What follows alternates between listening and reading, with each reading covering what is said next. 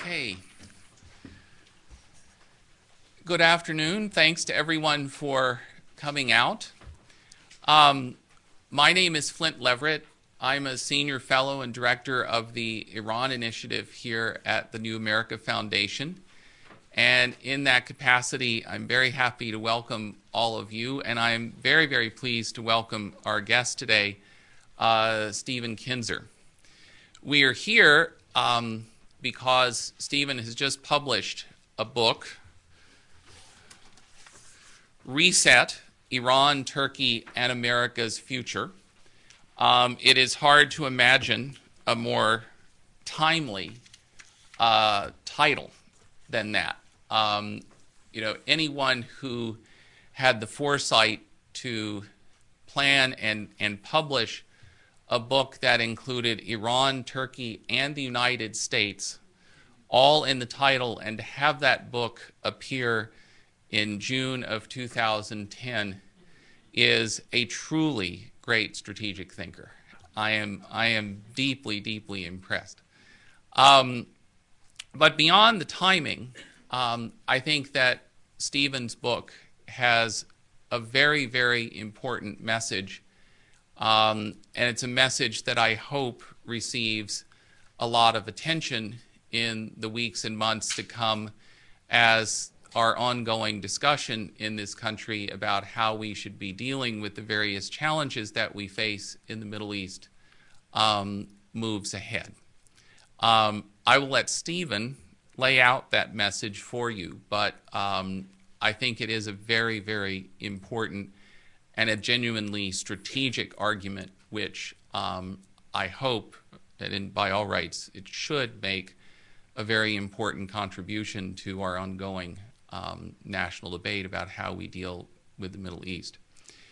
For those of you who don't know him or aren't familiar with his previous work, Stephen Kinzer had a very, very distinguished career as a journalist, and even more than that, in the very best sense of the phrase, he was a true foreign correspondent for the New York Times.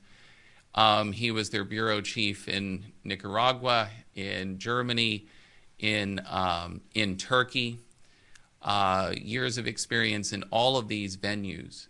And since he has left day-to-day journalism, he has written 3 books that I think should be on anybody's reading list who is interested in the contemporary Middle East. The first was a book that he wrote about Turkey, based on his years of reporting there, which I think is still one of the best single-volume introductions that an American could ask for in terms of understanding modern Turkey. He wrote All the Shah's Men, which is an account of the CIA operation that overthrew the Mossadegh government in 1953, reinstated the Shah, and it's the best single-volume telling of that story you can read, but it also tells it with a very, very important set of lessons about how much that decision, that action by the United States, has contributed to a whole array of problems that the United States faces in the Middle East today, not just in Iran, but in other settings as well. And I think that is also a really, really fine read. But now he has topped off those 2 books with the book that we're here to talk about today, Reset. And while this book also contains a lot of extremely well-told and very, very revealing history about both modern Turkey and modern Iran, it also puts that historical narrative at the service of what I think is a very forward-leaning and very important strategic argument. So I'm going to turn it over to Stephen and let him tell you about that argument and about Reset, and then we'll all get a chance to have a conversation about some of the ideas that he puts on the table for us. So, Stephen, the floor is yours. Thanks very, very much for coming. Thank you. Well, it's a thrill to be here. this institution and Flint's work in particular is, in a way, a contradiction of one of my basic theses, which is that the Washington establishment is so closed in on itself that it's impervious to all original thinking and tries to stamp it out wherever it emerges as kind of the germ of a terrible plague that needs to be wiped out before it infects the entire policy process. So I really appreciate being in a building where some new and original ideas are being generated in a community where, certainly when it comes to foreign affairs, that new and original ideas are not always prized. Let me talk briefly about the general thesis of my book. So actually about the first 2/3 of my book is just trying to tell some very interesting modern history. When I was doing work in the Harry Truman Presidential Library once, I came across a great line from Truman that I've kind of taken as a motif for my writing. He once jotted down in a note to someone, "The only thing new in this world is the history you didn't know." And I'm trying to bring out some of that history in this book. I'm telling the 20th century histories of Turkey and Iran in a way that explains how these countries became the only two countries in the Muslim Middle East that have a deep understanding of and wish for democracy. These are societies that have a great deal in common with our own society. Both of these countries have 100 years of working toward democracy. That work has not been without reverses, of course. And certainly, at least in Iran, the political system from on top does not reflect that 100 years of progress. Nonetheless, these are societies in which large masses of people truly understand what is a political party, what is an election, what is a parliament, what is a campaign. Democracy can take root anywhere, but I think there are a couple of preconditions. One is it takes time. Democracy is not just an election. Democracy is a whole way of dealing with life's problems. And that takes decades or even generations to assimilate. And Turkey and Iran have had that much time. The other thing I think you need if your country is going to adopt democracy is a decision that you make yourself that this is the political system you want. Neither democracy nor any other political system can be successfully imposed by foreign armies at the point of a gun. It doesn't work that way. However, in these two countries, you did have a decision on the part of the people themselves that they wanted a more responsive government, a kind of a democracy or popular representation. These are ideas that have not even begun to spread in many other countries in the Middle East, including some of our longtime allies. There was quite a bit of shock in the outside world at the repression with which the Iranian government suppressed those demonstrations last year. But to me, the even bigger story was the demonstrations themselves. They reflect what Iranians feel about what their rights are. You wouldn't see hundreds of thousands of people pouring onto the streets of, let's say, Cairo after a presidential election there where the count was disputed. Everybody expects elections to be stolen in Egypt. You wouldn't see them pouring out onto the street to protest the results of national elections in Saudi Arabia because there are no national elections in Saudi Arabia. So that was, to me, just another example of the vibrancy of that democratic society. So I spend a good deal of time in my book talking about these two countries and how they got to where they are.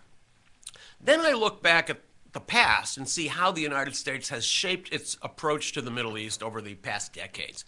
During the Cold War, we shaped our Middle East policy largely according to the perceived interests of Saudi Arabia and Israel.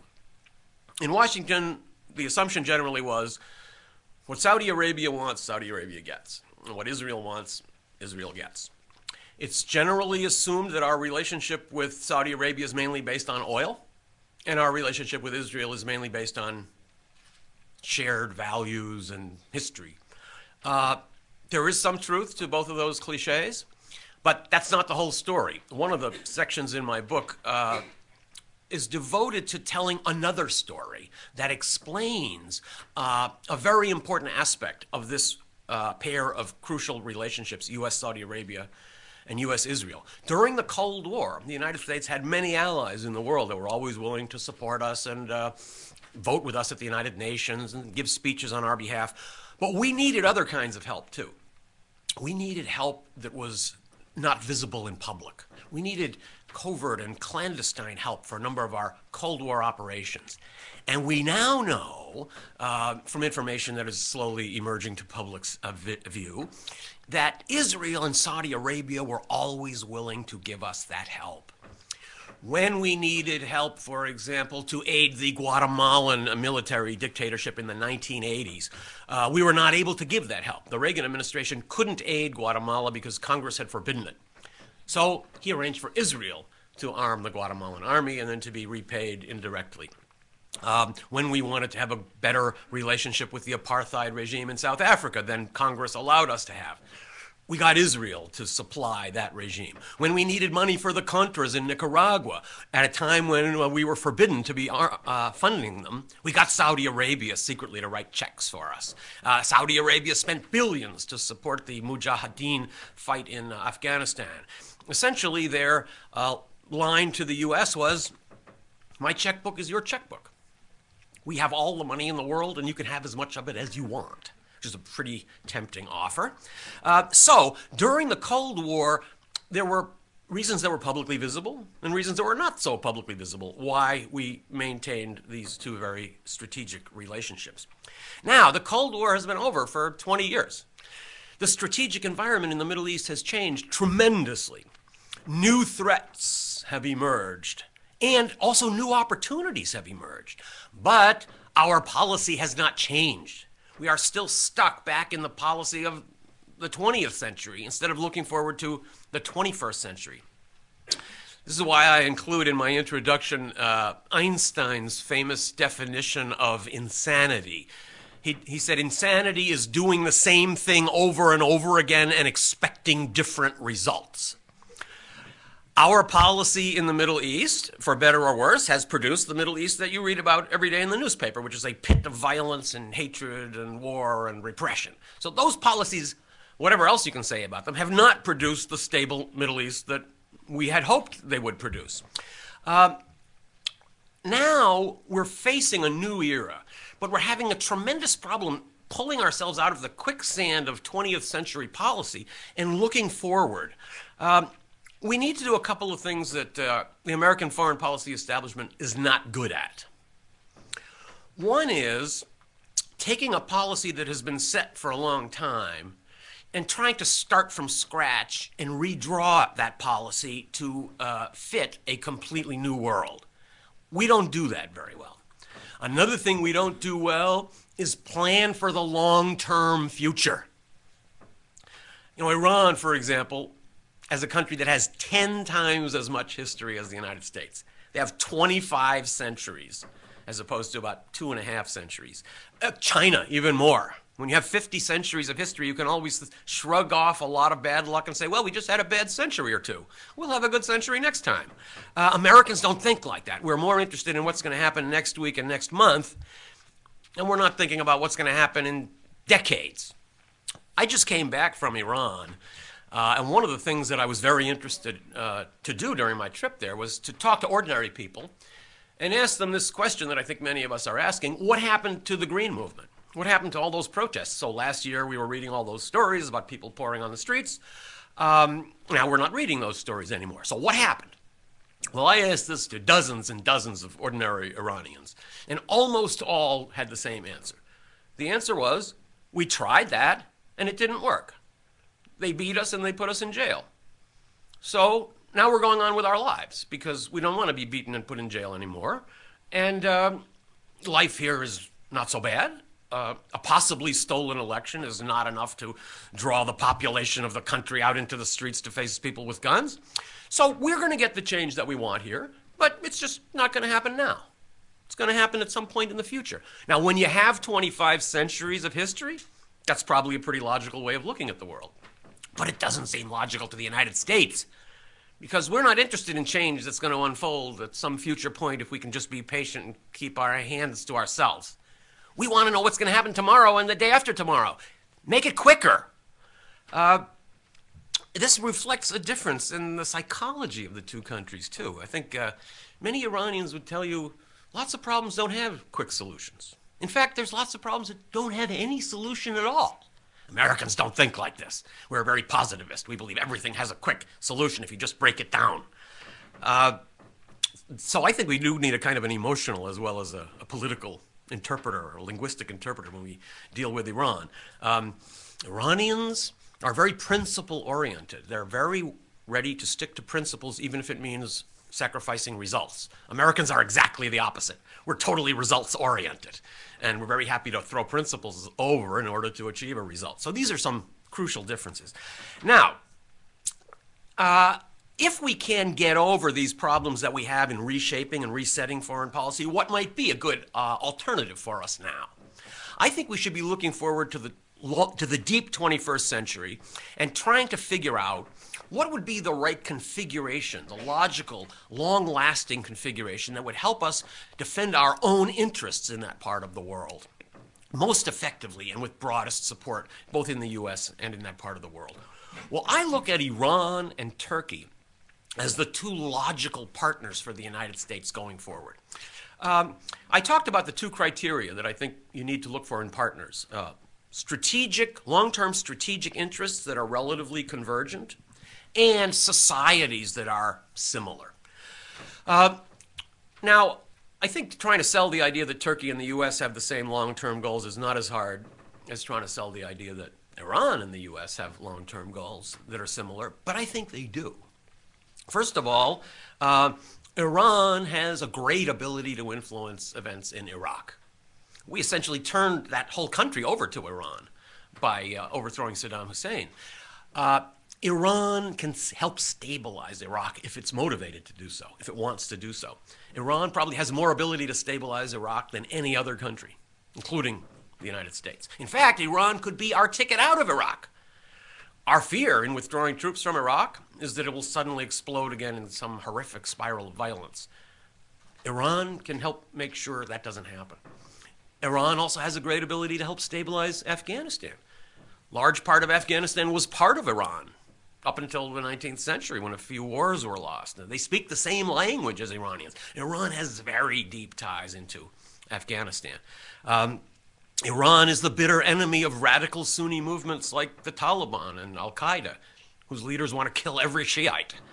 Iran is interested in the free flow of energy to the outside world. So in the long run, they have both the strategic interests relatively congruent to ours and a very vibrant democratic society. I actually believe that over the coming years, if the regime changes or evolves, Iran could actually vault over Turkey and become the most democratic country in the Muslim world.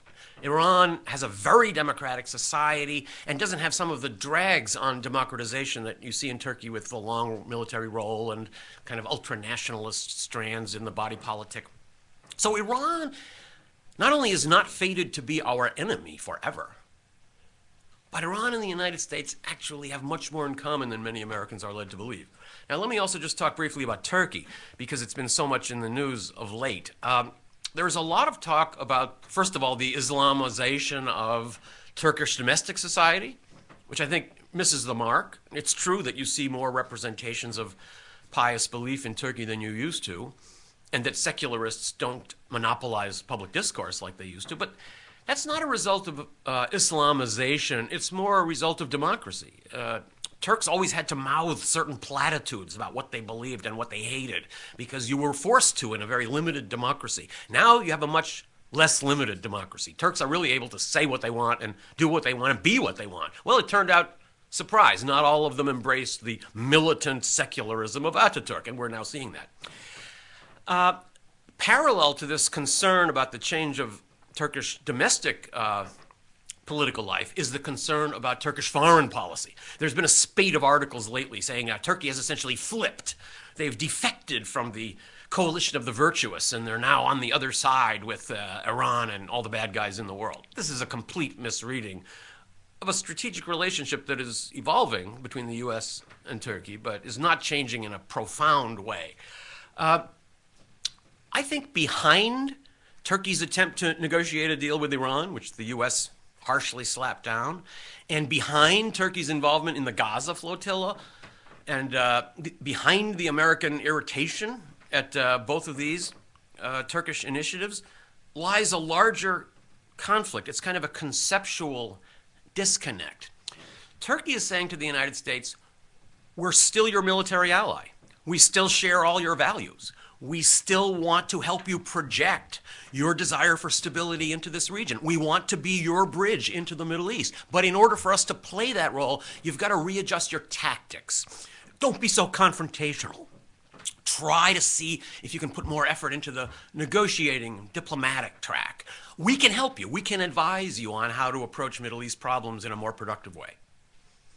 The Americans are not ready for this. The Americans are not ready for any country in the Middle East to come to Washington and say, let us whisper in your ear and give you a better idea about how to approach the Middle East. We're not accepting that we need that. We feel we get the Middle East. Other countries don't get the Middle East, so they don't understand the strategic necessities the way we understand them. In a sense, there's a kind of a historical moment here that both sides are trying to deny. The Turks, I think, might be a little bit ahead of the curve in what I think will be one of the principal geopolitical developments of the 21st century, which will be the rise of what we call the middle powers.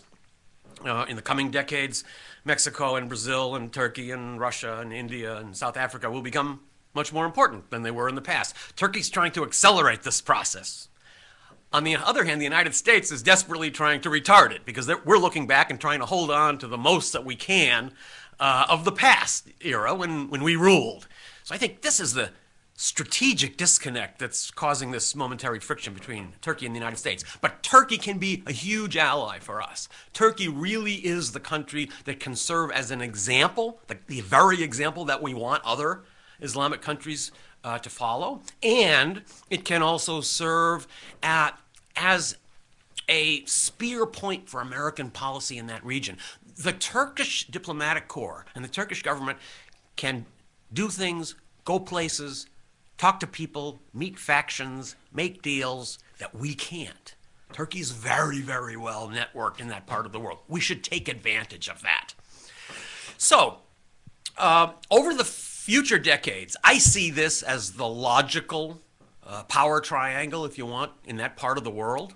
I think this is what is going to produce the greatest advance toward what is our single greatest strategic goal in the Middle East, which is security. The world needs a big security concession from Iran. The world also needs security concessions from Israel. But countries only make security concessions when they feel safe. Therefore, it should be in the interest of the United States to make those countries and other countries in the Middle East feel safe. In an unusual way, I think Israel and Iran are, at least in one sense, kind of in a comparable position now. They're the two countries that are disliked by many of their neighbors and that are disliked by many countries in the world. Many countries want to punish Israel and punish Iran, or maybe both of them. There's a lot of anti-Iran emotion running in the world and a lot of anti-Israel emotion running in the world. But I feel we ought to be treating both of these countries the same way. We should realize it's no good to take a powerful country and treat it with sanctions and denunciations and punishment to push it into a corner and make it feel alone and friendless. On the contrary, we should be trying to lure these countries out of their isolation and back into some process that could ultimately lead to a new security architecture for the Middle East, in which everyone has a stake. That should be our long-term goal. If we can get to the concept of long-term goals, I think that's what we ought to be thinking about. I hope that we get to a point where we open up our options, and we don't think like, I remember that great line from Dorothy Parker when she once made a comment about Katharine Hepburn, and she said, she runs the gamut of emotions from A to B. That's the limit of the acceptable options in our foreign policy toward the Middle East. But I'd like to see us break out of that. And I guess my question to those who are insisting on sticking with the policies that have failed us for so long would be a great line from Rumi. Why do you stay in prison when the door is so wide open? Thank you. Thank you, Stephen.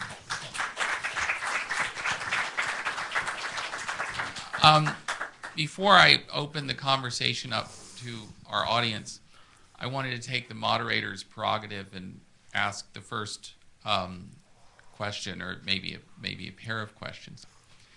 I mean, for anyone who knows the kinds of things that my wife Hilary Mann Leverett and I have been writing, anyone who follows our blog, The Race for Iran, you know we're very, very sympathetic to the argument that you're laying out, that Iran and Turkey are these hugely important and consequential countries that offer real strategic opportunities for the United States, which, and we would agree, I think, because of largely internally generated constraints on our own policy process and policy debate, we're not really able to take advantage of those opportunities. I wanted to explore with you a little bit more about exactly why Turkey and Iran represent such opportunities for the United States. I mean, you quite correctly identify a lot of structural factors. These are both big countries. These are both countries with incredibly strategic geography on their side. These are, in the case of Iran, you have one of the world's most impressive set of hydrocarbon reserves. You have these very, very big, historic, culturally rich, educated populations. And as you say, these are the two societies that over the course of the last century or so have gone further than just about anybody else in the Middle East in trying to develop democratic ways of organizing their politics. That's all absolutely true. I wouldn't quibble with any of that. But it seems to me that part of the reason why both Iran and Turkey are becoming more consequential now is also, to some degree, a function of their leaderships and their policies. That for Iran, for the Islamic Republic, you've seen in public opinion polls, in other ways, you know, throughout the Arab world, throughout the Middle East, Iran has gained stature over the last decade because it is seen as a champion of resistance to what is perceived as Israeli hegemony and American hegemony in the region. Now Turkey is joining that resistance front to some degree. And that position of resistance, Iran and Turkey are both very, very important large players in that, but in some ways Syria has also benefited from this. Groups like Hezbollah and Hamas have become much, much more consequential, gained popular standing in the region, become much more politically consequential over the last decade.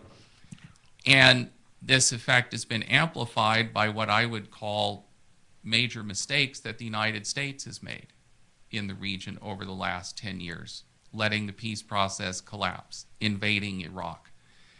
I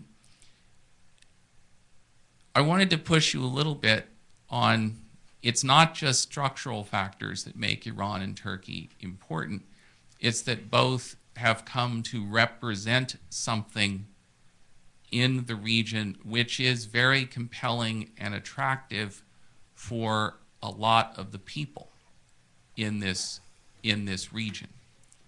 And that for the United States to come to terms with these countries, it's not just going to be recognizing that our power is not as great as it once was and we could use some help, say, from a well-networked Turkey, but it's also that the region itself has changed, and it's not just who we deal with that needs to change, but maybe in some ways what we're trying to accomplish that needs to change.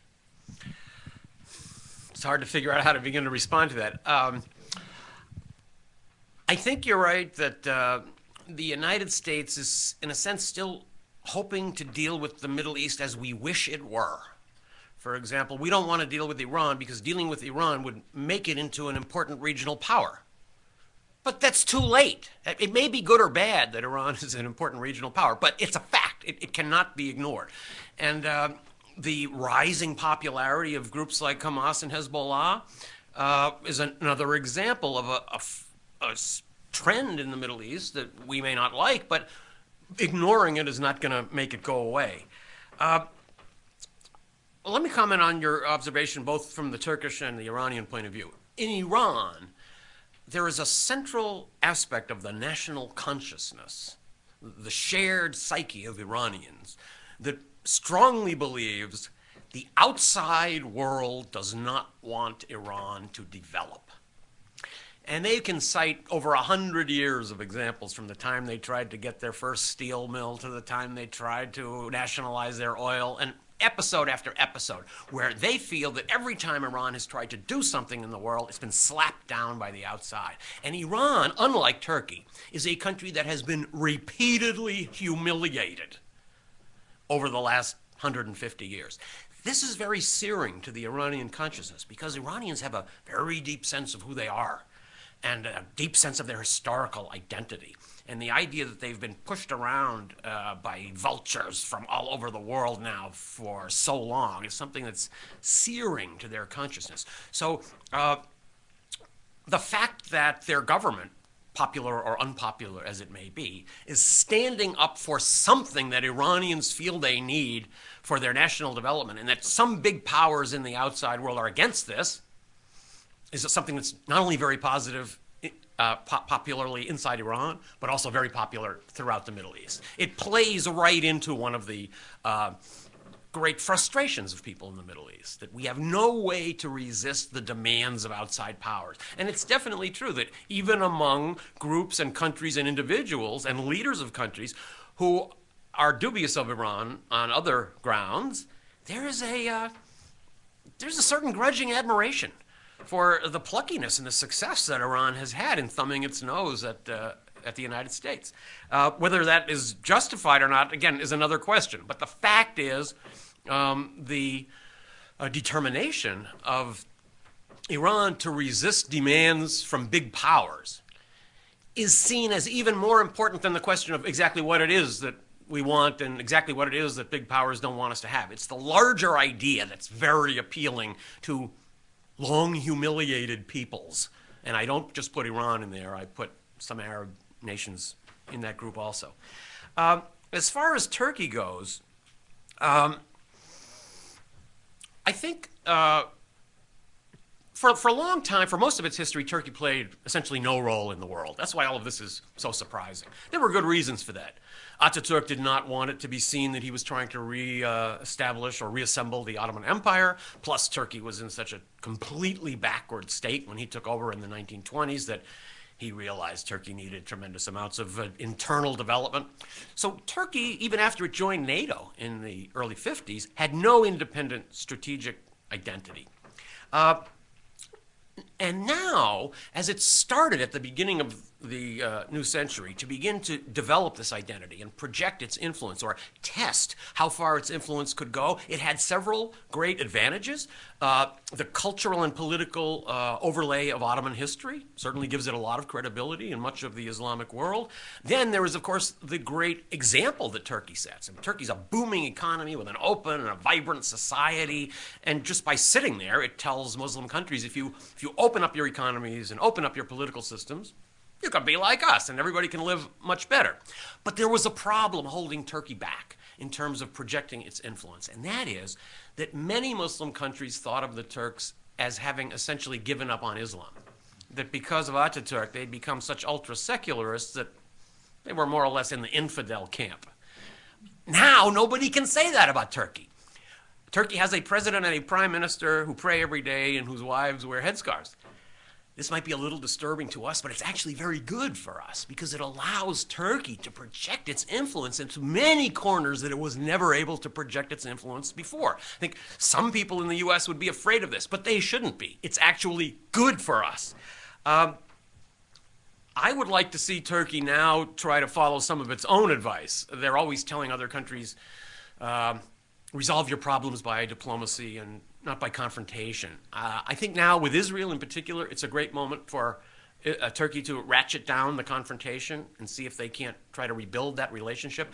Israel is going to need a bridge out of its isolation at some point. Turkey is the best country in the Muslim world to provide that bridge. So this relationship should not fade away. Nonetheless, it's certainly true that the perceived independence that Turkey has now shown from the United States, both because of the Gaza flotilla and the no vote at the United Nations, have done more to increase its appeal in the Islamic world than in these episodes have done to reduce its power in Washington. We should realize that these are not threats to us.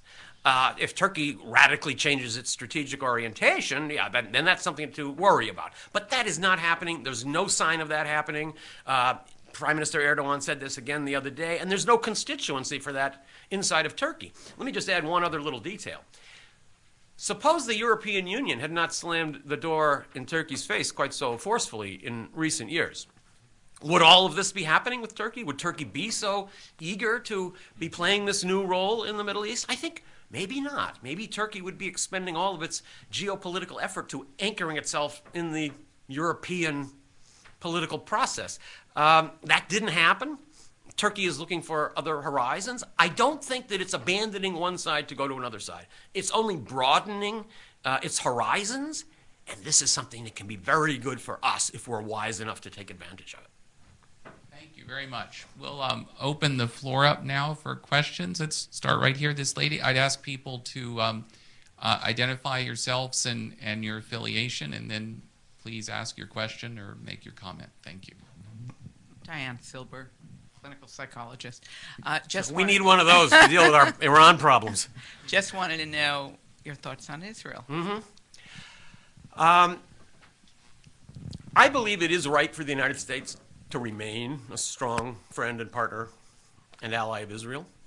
I don't believe, as I said earlier, that it's right for the United States to be carried away with its emotions when it deals with Israel, any more than it's right for America to be carried away with its emotions when it deals with Iran. The question is, what best protects Israel's safety and security over the long term? Now, in Washington, up to now, the answer has always been, well, whatever the Israeli government tells us will best protect their security in the long run. And we've accepted that for years. And I think there was a reason for that, because at the beginning of our relationship, Israel's idea of what was good for Israel was actually pretty close to our idea. It's been hard for us to break out of that paradigm, but I do think, not just in the United States, but also in Israel, where I visited when I was doing the research for this book, there's a growing bifurcation of opinion on this question. And I think it's a very important question. Does the Israeli government, which of necessity in a democratic country is the product of this hothouse environment of domestic Israeli politics, able to make the kind of political decisions that are actually good for Israel over the long run? Israel might be picking up a couple of our bad habits, which is, first of all, acting on emotion in ways that actually undermine your security in the long run, and also, which is another way of saying the same thing, I guess, acting in the short term, trying to resolve today's problems without thinking about whether this is creating bigger problems in the future. I think that the Middle East problem has now gotten so acute that instinctively deciding in Washington, I'm a friend of Israel, therefore, in order to protect Israel, I need to do everything that the Israeli government tells me I should do, is starting to fade. This is not a frozen conflict like Cyprus or Nagorno-Karabakh, where we'd like to see it solved, but if it's not solved this year or next year, nothing really bad will happen. This is a problem that's getting worse and worse.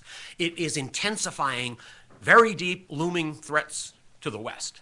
The Israel-Palestine problem in particular, and meanwhile the centrifuges are spinning in Iran. So this is not a static conflict. I see a certain urgency here, and I do think this has led some people to wonder, could it now be the time when we have to look further ahead in terms of what's good for Israel than Israeli leaders are able to do? This is something we have been very reluctant to do in the past. But as I say, I think there's a constituency for this in Israel as well as in the United States. The best guarantee for Israel's long-term survival is a stable neighborhood. Israel will not be able to defend its position indefinitely only by military means. particularly as time passes and demography works its way through that region, it's more important now for Israel to begin thinking in the long run, what can we do to stabilize this region? But yet Israeli politicians, because they're responsive to domestic constituencies, are never going to be able to make the decisions that everybody knows are vital to peace. You know, the Israeli-Palestine conflict is, maybe it's unique in the world in that it's on the one hand completely intractable and nobody's been able to solve it for so long, but on the other hand, everybody knows what the solution is. We just can't get there. We have the outlines of it ever since the Resolution 242 in 1967. We just can't figure out a way to get there because, for example, no Israeli leader is ever going to be able to pull the settlements out of the West Bank. It's just not politically feasible inside Israel. Neither Israeli society nor Palestinian society has the resources to make the leap toward peace. They don't have the institutional, the psychological, emotional, political resources to do that. Wars only end when at least one side is tired of fighting. Neither side is tired of fighting in that conflict. They've been at it for 60 years, and many people on both sides would be happy to see them to continue going for another 60 years. This is going to be devastating for the outside world. We won't make it that far. Therefore, I think more attention is being focused on this question of whether the United States couldn't play a more forceful role and go to both sides and try to push them more intensely toward a solution and give them one way to explain their very unpopular decisions. And their decisions would be unpopular on both sides. And that would be to say, I hate that we have to do this, but we have to because we're being forced to do it. The only way that process can be set in motion is if some important policy decision is made in the White House here in Washington.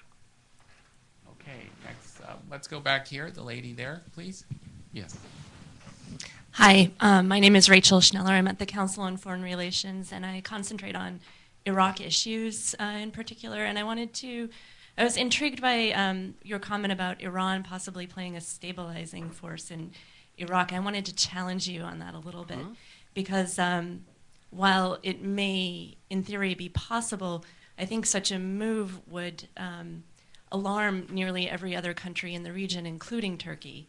I think what many of the countries in the region view going on in Iraq right now is a play between Iranian and Turkish influence in Iraq, that Turkey is rising to confront Iranian influence within Iraq.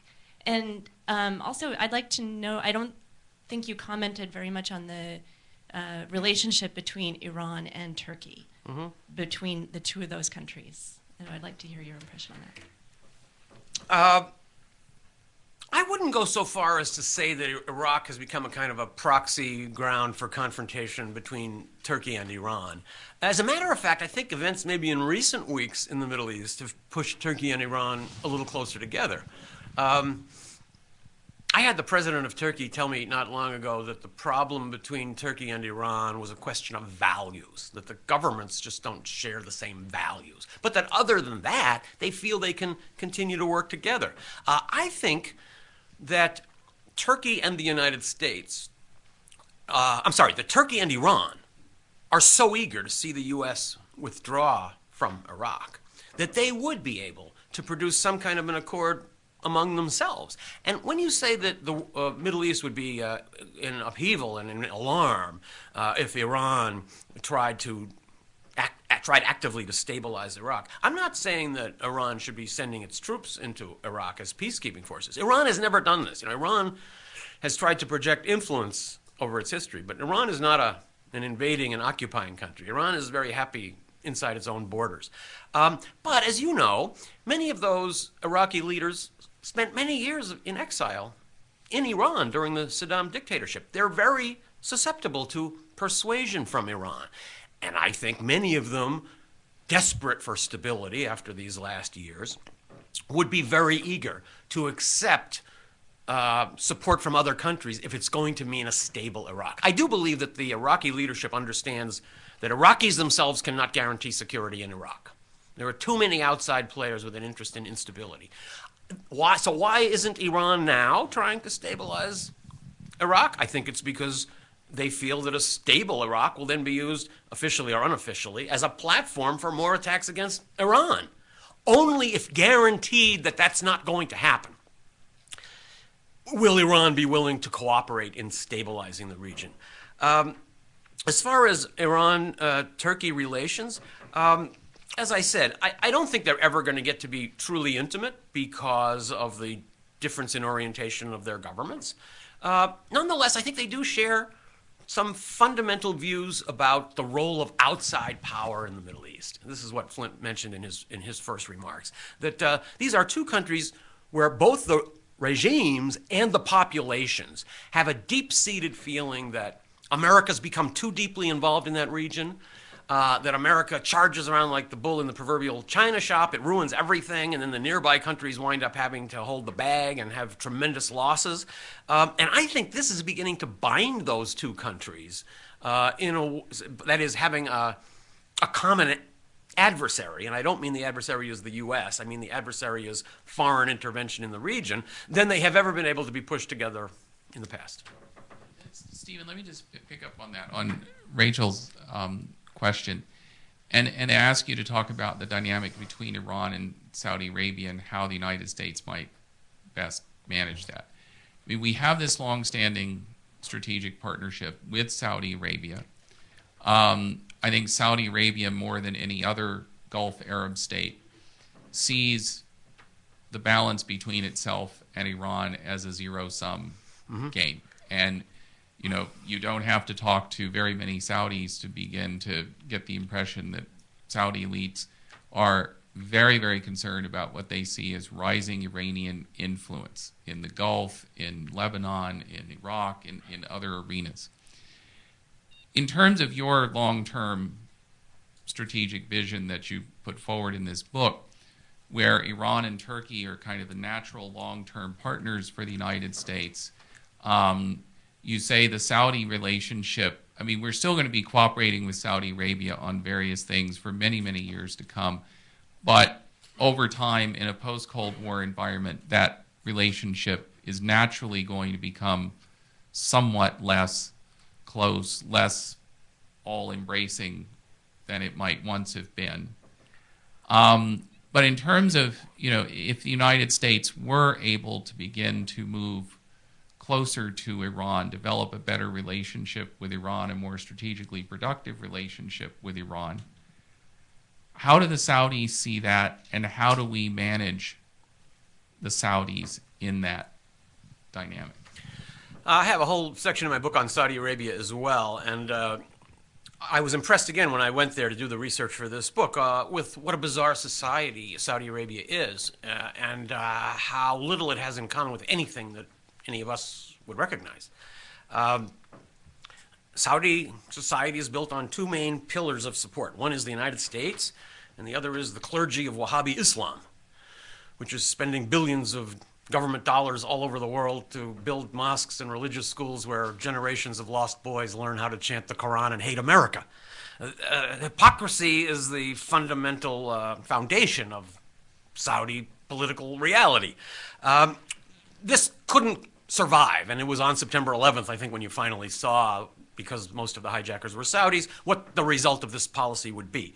I think you're right that if you're talking to elites in the Middle East, the elite where you see the most fear of rising Iran probably is in Saudi Arabia. They do see a rising Iran as a negative for them. I don't know if that's really true, but I don't want to push the diplomacy idea so far as to insist that in diplomatic negotiations, everybody always comes away happy if they're skillfully managed. That's not true, of course. There are winners and losers, and there's always a scorecard in politics, certainly in international politics. I do think we got overly close to Saudi Arabia. I think we've had too suffocating a relationship with Saudi Arabia, as we have with a number of other Arab countries. Traditionally, the United States has been against or has been very worried about the development of democracy in the Arab world because we're afraid it will produce some kind of Islamic alternative, which it probably would. But that's not a reason to oppose it, I think. Saudi society is undemocratic in the extreme. Iranian society is one of the most democratic societies in that region, and ultimately I think there will be a government in Iran that will reflect that also. And when you look at strategic goals, the world will be a lot better from our perspective in 50 years if Iran's long-term strategic goals are achieved than it will be if Saudi Arabia's long-term strategic goals are achieved. So I think that if we really conclude that it's true that both Saudi Arabia and Iran can't rise, and that the rise of one is necessarily going to result in a loss of influence or power for the other, and that Iran could ultimately be the winner in a new American policy toward that region, that would be okay. I think in the long run, Iran actually makes more sense as a partner for us. Now, as you said, this is not about throwing any other countries off the bus. It's about reshaping relationships in ways that would be good for everyone. It hasn't been good for Saudi Arabia to be perceived as the great lackey of the United States and the country that allows U.S. troops to occupy the land of the two holy cities. I think it would be better for everyone in the region if the U.S. and Saudi Arabia pulled apart in certain ways. And in the long run, if the kind of values that have been gestating in Iran over the last 100 years prevail over the kind of values that have been gestating in Saudi Arabia over the last 100 years, that would be okay with me. Okay, yeah, this lady down here, please. Lindsay Kieran from the Middle East Policy Council. Oh, thank you. And I was just wondering, with our new policies toward Israel that we've been revealing over the past few weeks, do you think that the Iranian and Turkish population will have a better view of the United States, or is this too little too late? No and yes.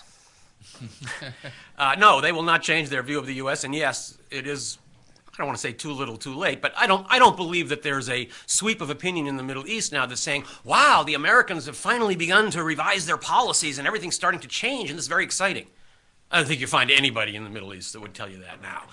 It may seem to you that there's a revision of American policy toward Israel, but I don't think anybody in the Middle East sees that. So I think more substantial signals would be necessary to produce a change in public opinion in the Middle East, and those signals are probably very unlikely to emerge in the current political climate here in Washington. All right. Let's go to this gentleman here, please.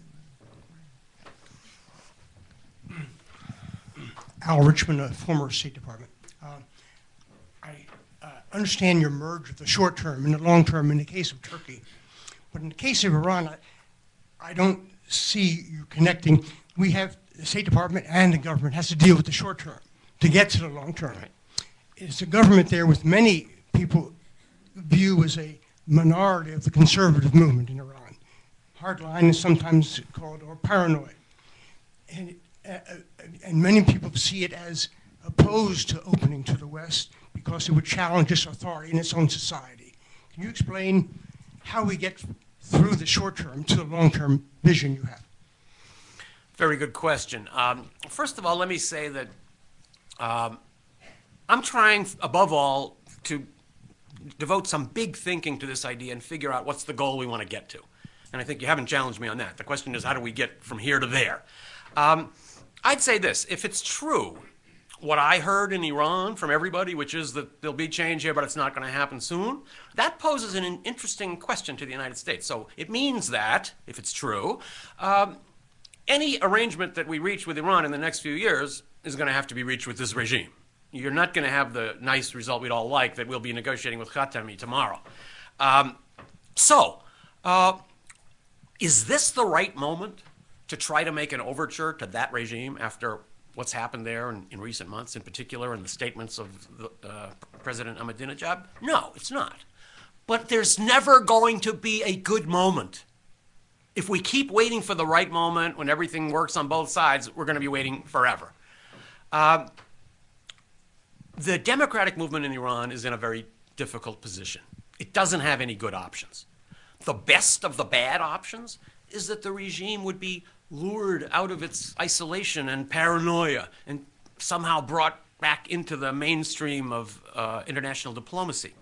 And it's very interesting to me that now that you're getting these calls from some people in the U.S. that we should fully embrace the democratic movement and stand with it and say we support it and say we'll do anything to help it, it strikes me as very bizarre because not even the democratic movement itself wants that. There's no one in Iran that wants that. The one thing that would kill that movement's legitimacy forever would be for politicians in Washington to stand up and say, this is what we want. What they say, that's what we want. That would delegitimize them forever. Now, I do believe in the kind of what's sometimes called the grand bargain theory. I believe that if we do what Nixon did in Shanghai, we might produce a very interesting response in Tehran. If you remember, the Shanghai Communique was actually a brilliant idea for how to start a process with a country you've been hostile towards for a long time. There were just 3 pieces of that. The first piece was written by the Chinese side. Everything we don't like about U.S. foreign policy and what you do to us. Second section is written by the Americans. Everything we don't like about China. And the third section just says, we agree to negotiate on all the above and not to try to resolve them by war. So essentially, it's just an agenda. That would be a great first step for Iran. Let's try to build an agenda in which we are not expecting Iran to give up the highest card in its diplomatic hand as the price for being allowed to negotiate. That is never going to work. As long as we insist that negotiations can only be on the nuclear issue, no matter what we offer on that issue, we're not going to, that's a non-starter from the Iranian point of view, and you can understand it from their perspective. But I think if we open up negotiations so that the Iranians can put their concerns on the table and try to resolve some of their fears, I think there's a possibility there. I'm often asked, well, why didn't Iran respond to the new policy of openness with Iran and the offers of negotiation? Well, we actually haven't had that kind of a policy toward Iran. There was some thought that we might, but we have never, at least during this administration, made an offer to Iran that allows them to bring their concerns to the negotiating table. Now, in such a diplomatic process, would we, with this regime, be able to hope legitimately for a real breakthrough? I don't think anybody can really predict. The piece that I liked the most in that national intelligence estimate that came out a couple of years ago was the line that said something like, we assess with a high level of probability that the Iran government is rational and clearly weighs positives and negatives and acts according to realpolitik.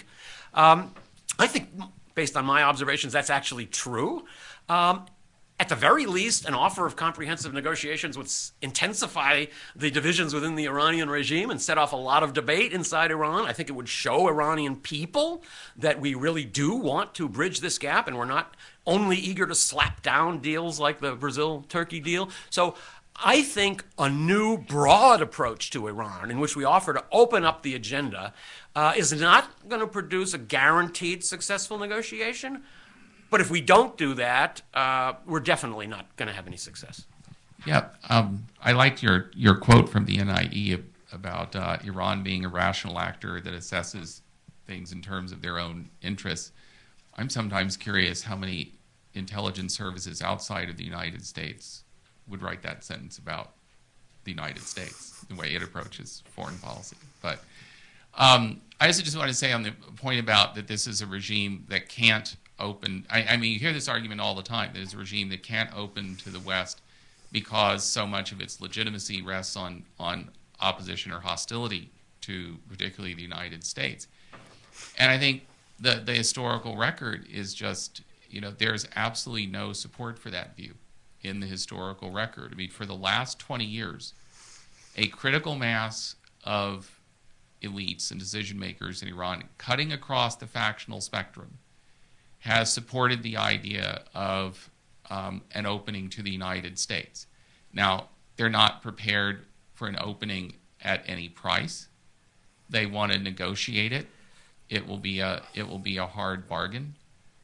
But, you know, from the late 1980s on, under Rafsanjani, under Khatami, and under Ahmadinejad, the Iranians have pursued various types of tactical cooperation with the United States, and they have made various proposals or initiatives aimed at trying to set up some kind of broader strategic dialogue, the kind of dialogue that Stephen was describing, over the years.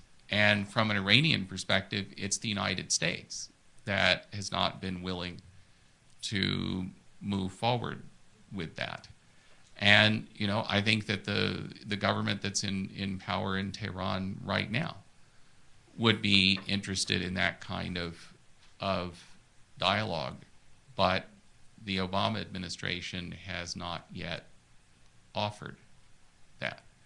And at this point, I don't think it's very likely to offer it. And here, I mean, Stephen and I think, disagree to some extent on, you know, what exactly happened in Iranian domestic politics over the last year and how legitimate this particular government in Iran might or might not be. But, you know, I think we both agree that it is the government that has power in Iran now.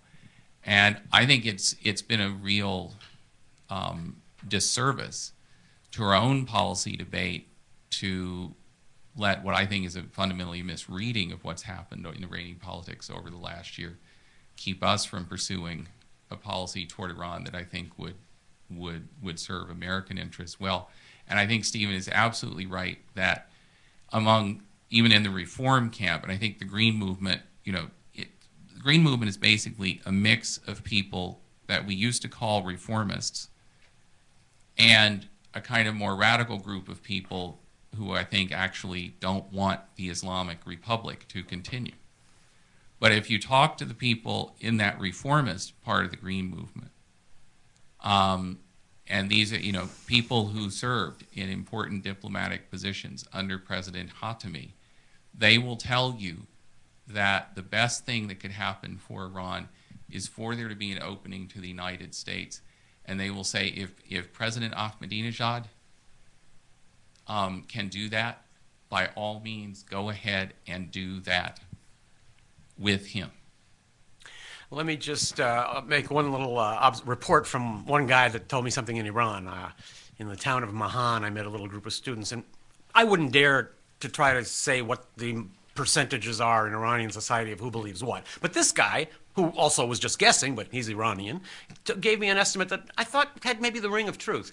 He said 35% of the people in this country support Ahmadinejad and the regime. 25% support the opposition, and the rest don't care. I think that might well be true. Yeah. Let's come back. I haven't hit this part of the room. Let's go to the gentleman there. Fariborz Fatemi from the Oxfordshire Group. Thank you so much for your thoughtful comments. They're necessary to be heard in this town, and also pointing out this concentration of stupidity about Iranian policy among our foreign policy makers, which baffles me. And why is the ghost of the Bush-Cheney policy towards Iran still rattling around? And can you give some comments as how we can break through that to bring about some change? Well, you're taking me a little bit out of my field of expertise here. I actually, over many years, have learned a lot about the politics of many countries, but the United States is not one of them. I've lived most of my adult life abroad, and I still find myself a little bit as an outsider here. It is very impressive to me, and Flint and I were talking about this earlier, how fully and how quickly Obama was subsumed himself into the foreign policy consensus on Iran. I'm wondering if there might be some political reasons for this, that maybe some people are whispering in the president's ear, or he's whispering in his own ear, that the Democratic Party, based on the experience of Vietnam, cannot be seen as the party that goes over and embraces some Holocaust-denying, murderous tin pot dictator in another part of the world who's also a Muslim fanatic. This is, of course, the way it would be played, just another sellout by our most radical government in American history. So I think there may be a political angle to that. Maybe changing policy toward Iran is necessarily a trade-off between trying to do something that's very good for us in the long run, that might be difficult to persuade people about in the short run. How do you get past that, I think, is a political question. I'm not sure the will is there. Now, to be fair to Obama, he's had a few other things to do. And in addition, I don't think Obama has ever spent much time in his life deeply reflecting on national security and global security issues, because he's never had a job where he had to do that. And also, finally, this isn't over yet. Obama is still president. He hasn't left office yet. Let's see how things unfold. I must say, I don't see a a great impulse or a push or even any minority faction pushing the idea that we ought to make a breakthrough with Iran and really change our policies. The political downside seems too great. And this leads me to what I guess is my even bigger point in my book than my point about how Turkey and Iran are kind of more interesting partners for us in the long run than any other countries in that region. My bigger point is we've got to start breaking out of this narrow consensus and be original, be creative. Try to tell yourself maybe everything we've been told about country fill in the blank isn't true. Maybe we should look at country blank again, and let's start from scratch and figure out what this country is and isn't, and what we can and cannot accomplish with this country. This is something the American foreign policy establishment is very bad at doing. And I feel that this underlays our inability to make a breakthrough with Iran. It's the I don't want to say there's a tremendous amount of momentum behind inertia. That doesn't sound quite right. But there's a lot of intense pull to keep policies within the narrow paradigm. And bringing in knowledge that challenges existing theses is not something that is rewarded in policy circles in Washington. Yeah, let's over here, this lady, please. Jackie Rose, I'm a member of the National Press Club, and that was a perfect segue into what I wanted to mention. The Prime Minister of Turkey actually was in telephone contact with the Prime Minister of Israel and assured him that he knew all about the flotilla and its intentions and it was peaceable. And the same with the intelligence service of Turkey assuring the Israeli intelligence service. And basically it was a knowing assurance, and Israel was set up. They ended up having 4 of their commandos were attempted to be taken hostage, and that's when they started shooting. And there was live ammunition expended on the other side. There were bullets shot and fired and shells found on that one boat that was violent that were not Israeli. So that is pretty much suppressed, and of course, it's known about the videotapes having been made in advance where the Turkish flotilla, that one ship, enacted playing actors' roles of the Israelis being violent to their people, and they had lots of copies ready to distribute to the media. Of course, it turned out not to be real obvious because they had made their pre-enactment during the day in daylight hours, and the actual event came about at night in the dark. So that stood for itself. But when you have underlying intentions, the generating principles of regimes that are in fundamental incompatibility with certain other countries. As much as we are flexible and try to do our mental gymnastics and theoretically figure out how we can reach out and become allies with other countries, some alliances are not meant to be just because of the hostile and incompatible intentions of the other side. Well, I think you made your point very articulately, and I just leave it at that. Okay. Let's come back over here, please. This gentleman right here in the bow tie. Don't mind my identifying. No, that's okay. My name is Oliver. I'm from CSIS, the Project on Nuclear Issues. I'm wondering how you feel the nuclear issue will play out in the region, as the U.S. and Israel have both said that a nuclear armed Iran is unacceptable, and has made tacit, or the explicit, actually, reason for U.S. tactical nuclear weapons in Turkey is to prevent them from developing a nuclear deterrent of their own vis-a-vis Iran. So I'm wondering how all of this will play out if the U.S. is to pursue a sort of alliance of sorts with Turkey and Iran. Well, first of all, I'd say one of the main reasons why it's a good idea for the United States to try to make some kind of a breakthrough with Iran is that the nuclear crisis is intensifying. I hate the idea of Iran becoming a nuclear weapons power. I think we have too many of them already, and I don't want any other countries to become nuclear armed, and that goes for Iran also. I actually had one Iranian guy tell me this, gave me kind of a funny line. He was trying to prevent me and a couple of other Americans from crossing the street because it was too dangerous and there were too many cars going. And I said to him, you know, we have cars, we have traffic in America too. You don't have to hold us back. We know how to get across the street. And he said, you have cars with good drivers. We have cars with bad drivers. That's why we don't want the mullahs to get the bomb. So how do I see this thing playing out? Well, I think there are two possible avenues. The only hope for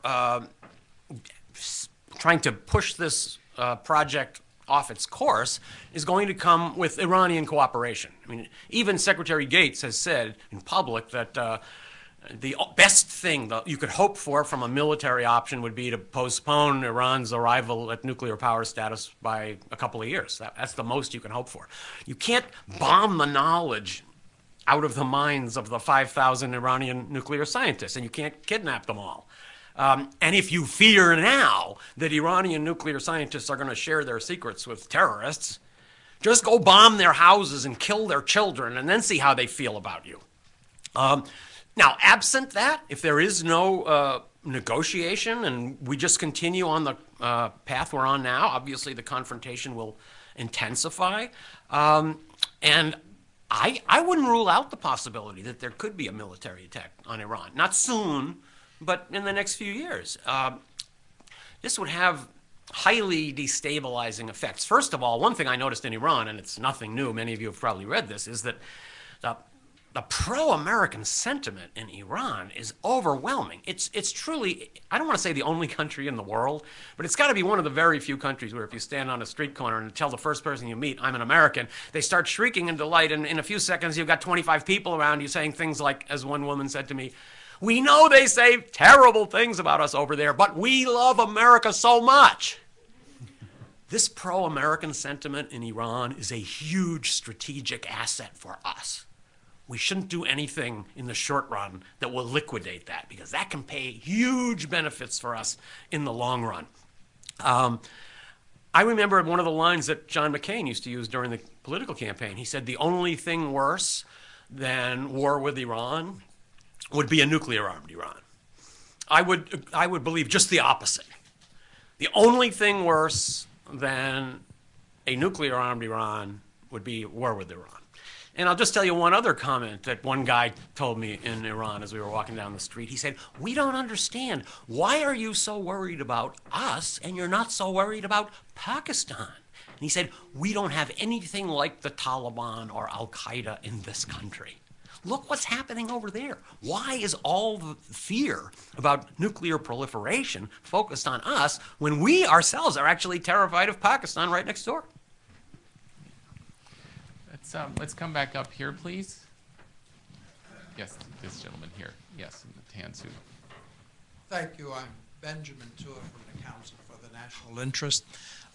You haven't said too much about initiatives, local initiatives from the region, because there are a lot of big players with very important strengths and weaknesses. I'm thinking of Syria and Egypt and so on and Israel that you haven't mentioned too much, although Israel has come up. What do you think about the prospects for an OSCE type of arrangement, security arrangement that could flourish, especially if you get closer to an Israeli-Palestinian resolution?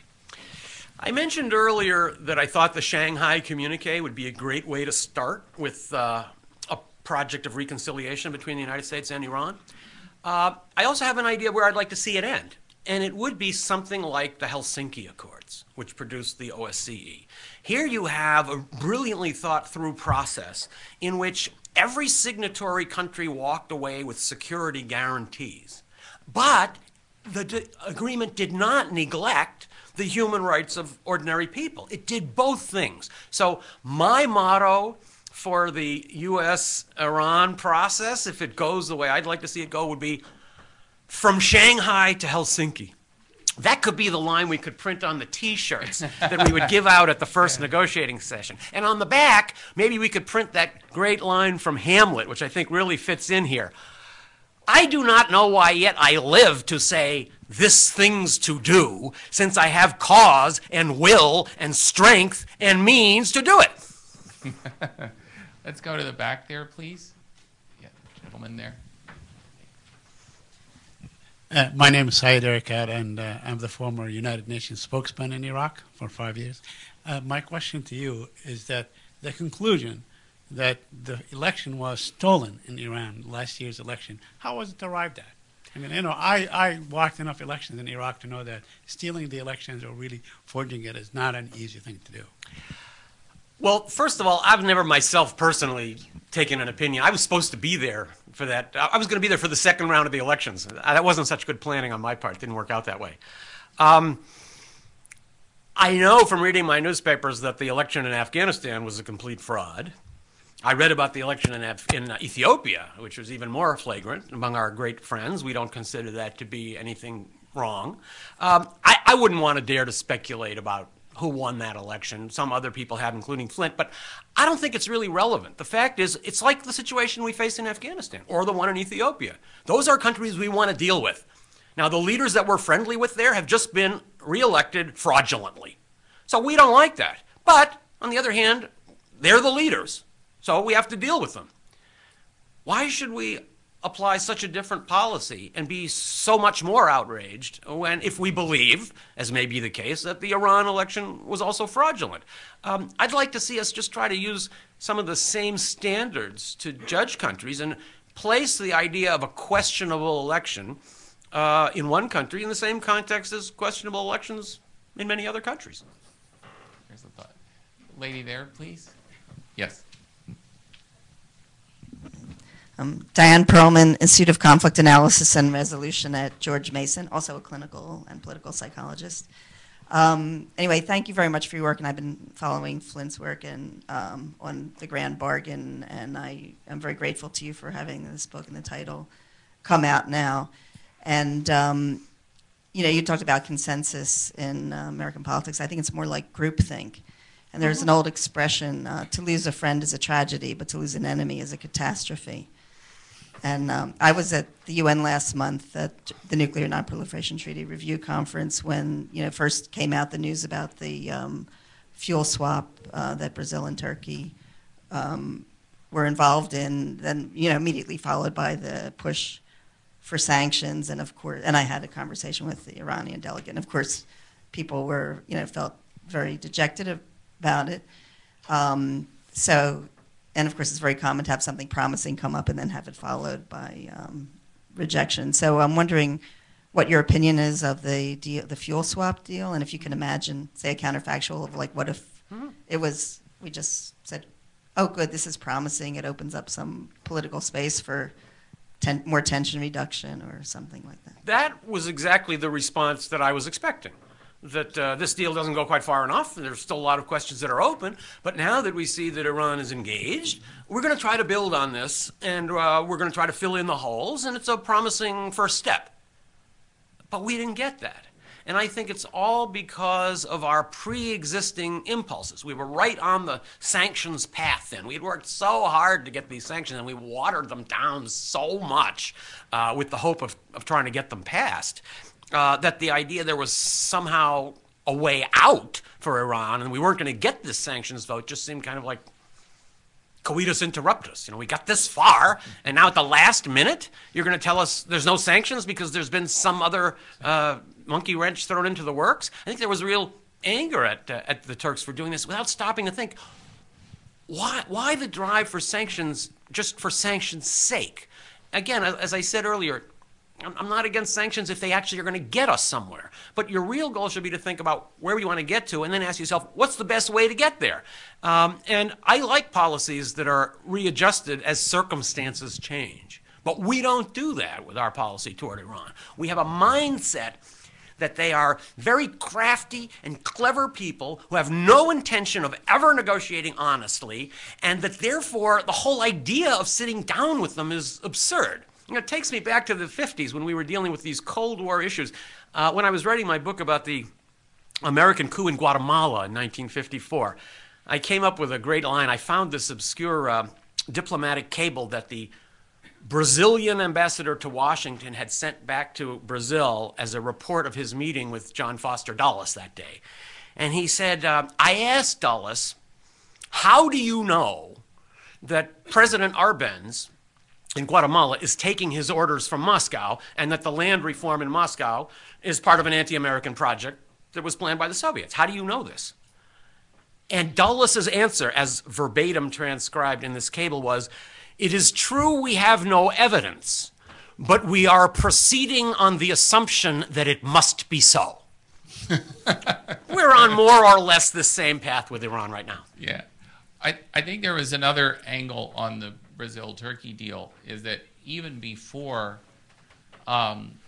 President Lula and Prime Minister Erdogan made that trip to Tehran, like for weeks and months before, the administration had already shifted gears. They weren't interested in doing a deal on refueling the Tehran research reactor that would postpone sanctions. I think Stephen's right. They had made the switch. We are now working on sanctions. But they made a serious tactical miscalculation, which was they assumed that by letting Lula go to Tehran, and they knew he was going to go in May, but by letting him go and, you know, sending the letter from Obama, you know, here's some things you really need to keep in mind when you're in Tehran, they were assuming that the Iranians would reject the deal. And, you know, it was stunning, the degree to which the administration was oblivious to say, I mean, people were telling me on the phone from Tehran, you know, a week before Lula went, that, you know, Lula and Erdogan are friends, we're not going to let them go away empty-handed. But the administration just assumed that Lula would fail, and that after Lula and Erdogan had failed, then they could push to have Brazil and Turkey support the sanctions. And they knew Lebanon was going to abstain, but they could get, you know, 14 votes for sanctions. And they were just oblivious to what was actually going on in Iranian diplomacy on this issue. But I think that was part of the reason they reacted so severely is because it really was a kind of, you know, oh shit, what do we do now moment when you know, there's this announcement, there's actually a deal. What do we do now? I have a somewhat similar experience on a much smaller scale. I arrived in Iran a few weeks ago, and as many of you know, they're not giving visas to journalists anymore, or very rarely. I went in on a tourist visa, and I thought, because I was offered to lead a tour group organized by a California travel agency, so I thought, this is perfect. I'm a journalist, but I'm going into Iran as a tourist. And so now I've cleverly outsmarted them, and I'm going to be able to get in there and do my work, and nobody's going to know. I get to the airport. All the Americans are asked to wait. After about half an hour, a guy comes out and says, very sorry for the delay, but there's a problem with one passport. I immediately knew it was me, and sure enough, 10 minutes later, I was called into the immigration office where there was a guy in a uniform with my passport and a computer screen, and he said to me, "You are a journalist, but you're trying to get into our country as a tourist. Why?" Then I thought, maybe it's not so easy to outsmart these Iranians as I thought. All right, any more? Yes, ma'am, over here.